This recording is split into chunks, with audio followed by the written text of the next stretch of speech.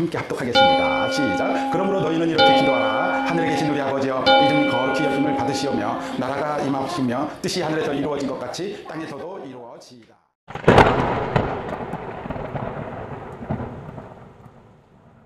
첫째 날에는 분명히 아버지라고 부를 수 있을 때 우리가 존재가 회복됐고 관계가 회복됐고 그런 특권이 주어진 게 우리 예수님께서 가르쳐 주신 그 단어였어요. 파테르. 그 다음에 나만의 아버지가 아니라 우리의 아버지로 우리는 같이 함께 하나님께 영광을 돌려야 한다는 거예요.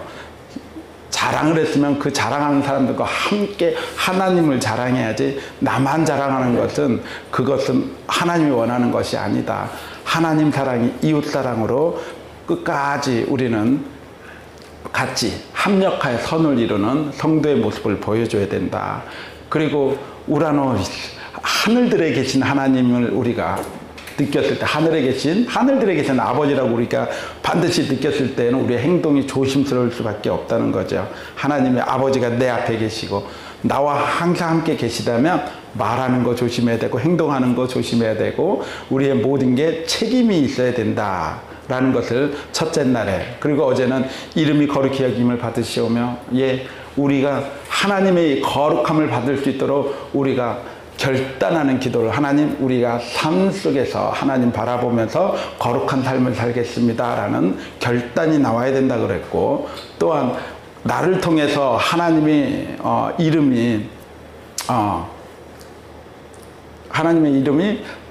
우리 때문에 이 망년대이 하나님의 이름이 이방 사람들로부터 무시당하고 조롱당한 그런 것들을 나 때문에 그런 거니까 다시 내가 바로 서겠습니다 라는 고백이 나와야 된다고 했어요. 오늘은 하나님을 향한 기도 두 번째, 나라가 임하시오며 라고 여러분들과 가보도록 하겠습니다.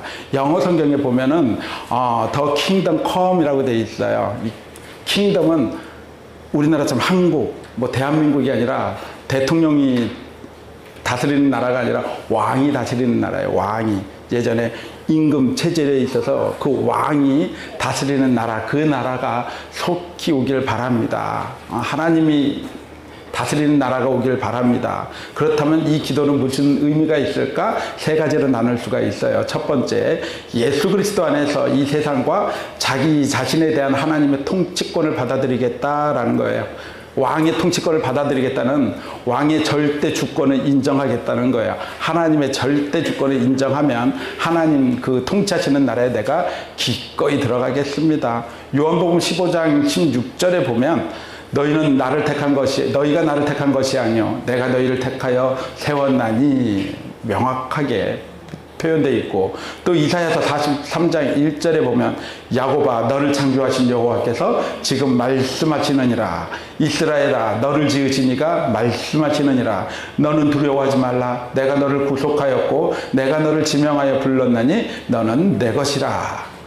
우리가 하나님을 알기도 전에 하나님께서는 분명히 너는 내 것이다, 내가 너를 택했다라고 하신 것은 하나님의 절대 주권을 이야기합니다. 하나님의 절대 주권 속에 우리가 이곳에 있는 거고요. 우리가 아버지라고 부를 수가 있는 거고요. 우리가 이름을 거룩히 여김을 받으시오며 기도할 수 있는 것이다. 하나님의 절대적인 통치권을 받아들이는 것을 다짐해야 한다. 하나님의 절대적인 통치권을 받아들인다는 것은 창세기 1장 1절에 창조주 하나님을 믿는다는 거예요. 창조주 하나님을 내가 정확하게 믿는다면 하나님의 절대 주권을 믿을 수밖에 없어요. 그런데 창조주 따로 절대 주권자 따로는 절대 있을 수가 없기 때문에 항상 내 믿음이 체크할 때 나를 창조하신 하나님이지 라고 내 마음속에 항상 확신을 가지셔야 된다. 두 번째는 이것이 자기 중심으로 살고자 하는 이 어둠의 권세. 우리 이 세상은 정말 힘든 삶이잖아요. 고단하잖아요. 그런 것들과 충돌을 회피하지 않겠다는 결단의 의미를 합니다. 우리는 하나님의 자녀로 이 세상을 살려 할 때 유혹도 많고 고난도 많고 어려움도 많고 그런 세상에서 우리가 충돌이 많이 있어요. 그럴 때 나라가 임하옵시며 곧 하나님의 나라가 올 거라는 것을 주님의 기도를 통해서 극복해야 된다는 거죠. 극복. 근데 독일 목사님 존에퍼 목사님이 내가 그리스도를 만나면 둘 중 하나는 죽어야 합니다. 내가 죽으면 그리스도가 살고 내가 살면 그리스도가 죽습니다. 라는 고백을 했어요. 많은 우리는 말로는 그리스도가 살고 내가 죽어야지. 그런데 막상 세상에서 이렇게 살다 보면 내가 살아야 예수를 믿을 수 있으니까 나를 먼저 생각하는 게 다반사인 것 같아요. 이렇게 행동으로 내가 그리스도가 먼저 되게끔 생활한다는 건 정말 힘든 삶입니다. 그러나 그런 삶에도 우리가 점점 말씀을 통해서 우리가 그렇게 통로가 된다면, 말씀으로 살아간다면 나도 모르게 그리스도가 먼저 되는 삶을 살 수가 있을 거예요. 우리 속에 그리스도가 살아야 하는, 그리스도 안에 하나님 나라가 우리의 삶에 임한다. 우리는 늘 하나님 나라가 임하기를 기도해야 합니다. 세 번째로 이것은요, 우리 자신이 하나님 나라의 확장을 위한 도구가 되겠다는 기도의 결단의 기도를 하는 거죠. 하나님의 나라가 임하기를 기도합니다. 하나님 나라가 저절로 임하는 것은 아니죠. 누구든지 이 기도를 드리는 사람이 하나님 나라에 씨를 뿌리고 개간하는 하나님 나라의 일꾼이 돼야 되고 천병이 돼야 된다는 거예요. 하나님 나라의 천병은 그리스도인 각자의 자기의 삶의 자리에서 진리의 빛을 살아갈 때만 가능하다. 진리의 빛. 마태복음 5장 14절이죠. 너희는 세상의 빛이라. 산 위에 있는 동네가 숨겨지지 못할 것이요. 이 말씀을 보면 세상은 어둠인 것 같아요. 세상은 이 어둠에 그리스도인의 이 진리의 빛이 되어서 세상의 어둠 속에 들어간다면 분명히 변화될 수밖에 없죠. 왜? 빛이 들어갔으니까. 어둠에 빛이 들어갔다면 그 주변은 밝아질 수밖에 없고 그 집은 산속에서 숨겨질 수가 없는 겁니다. 우리는 아버지 나라가 임하기를 기도하면서 이 기도를 우리의 삶에 실천해야 된다. 묵상해 봤어요. 우리가 이게 말씀 속에 실천해야 된다. 우리의 삶으로 실천을 어떻게 해야 되지? 한번 이렇게 봤을 때 우리가 하나님의 통치권을 고백만 하는 것이 아니라 내가 진짜 확실하게 믿는다면, 인정한다면, 하나님의 절대 주권을 인정한다면 확신이 생겨요. 그리고 세상의 그런 유혹과 어려움으로부터 극복할 수 있는 힘이 생겨요. 그리고 그리스도인의 삶을 우리가 실행할 수 있는 일꾼이 돼요. 즉 삶을 실천한다는 것은 인정하고 극복하고 실행할 수 있는 결단이 생기면서 그것은 뭘로 나오느냐? 확신으로 나오고 그 다음에 힘으로 나오고 일꾼의 모습을 보여줄 수 있는 게 삶의 실천의 모습이 아닌가라는 생각이 듭니다. 그래서 우리가 그리스도인의 일꾼, 말씀 전하는 것만 일꾼 아니죠. 우리 농장에서 열심히 농원에서 일하는 하나님의 일이고요. 내가 어디서든 가정일을 하든 어떤 일을 하든 분명히 그건 하나님의 일입니다. 그 일에 내가 정말 일꾼으로서 그 모습을 보여준다면 하나님도 기뻐하시고 이웃도 우리를 보면서 하나님을 볼 것입니다. 다음 세 번째, 뜻이 하늘에서 이루어진 것 같이 땅에서도 이루어지다. 우리는 하나님의 말씀은 로고스라고 그래서 거기에는 뭐가 있다고 그랬죠? 하나님의 생각이 있고 하나님의 뜻이 있고 하나님의 계획이 있고 하나님의 작정하심이 있다고 그랬잖아요. 그 뜻이 하늘에서 이루어진 것 같이 땅에서도 이루어지리다. 하나님의 말씀에 이것은 작정하심이 들어갔다는 거예요. 하나님의 뜻에는 작정하심이 있기 때문에 하나님의 작정하신 대로 땅에서도 이루어질 것이다 라는 게 바로 여기서 예수님이 가르쳐 주는 것 같습니다. 분명히 창세전에 하나님은 뜻은 이루어졌고 그 계획하심에 따라 이 땅에서 이루어집니다.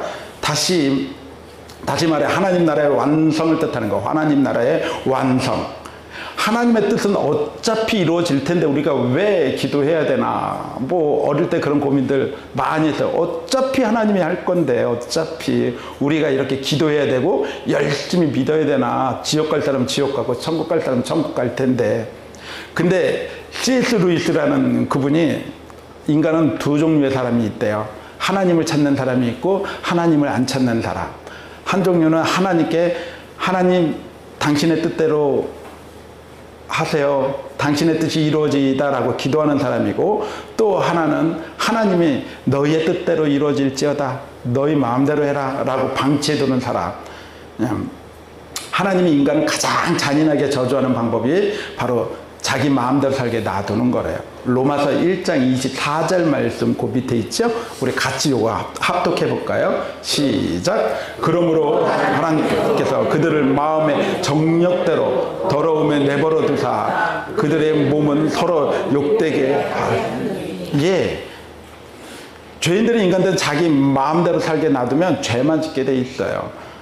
그래서 우리의 뜻이 이루어지게 기도하는 것이 아니라 하나님의 뜻이 이루어져야 돼요. 아담과 하와가 선악과를 따먹으면서 자기가 하나님 되고자 하는 그 마음이 있기 때문에 계속 하나님과는 멀어지고 죄와 가까워지려고 그래요. 붙지가 않아요.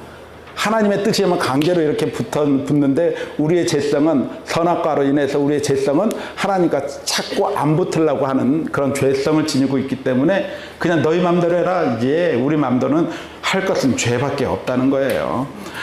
하늘에 계신 할 때 그 하늘은 분명히 하늘들 복수라고 그랬어요. 시 공간 초월해서 어디든지 나와 함께 하시는 그런 하나님이었다면 여기에서 뜻이 하늘에서의 요거는 단수형으로 위에 있는 하늘을 이야기해요. 땅과 대치되는 그 하늘. 즉 우리는 위쪽을 지향하는 삶의 결단을 기도해야 된다. 골로새서 3장 1절로 2절 말씀 우리 같이 합독해 볼까요? 시작. 그러므로 너희가 그리스도와 함께 다시 살리심을 받았으면 위의 것을 찾으라. 거기는 그리스도께서 하나님 우편에 앉아 계시느니라. 위의 것을 생각하고 땅의 것을 생각하지 말라. 아멘. 뜻이 하늘에서 이루어진 것처럼 땅에서도 이루어지게 하기 위해서는 우리는 매일 위의 것을 하나님의 위의 것을 구해야 한다는 거예요. 참되고 영원한 것은 언제나 위에만 있기 때문에 위에서 오기 때문에 위로는 위로부터라는 말이 있잖아요. 땅에서 받는 게 아니라 위로는 위로부터 받습니다.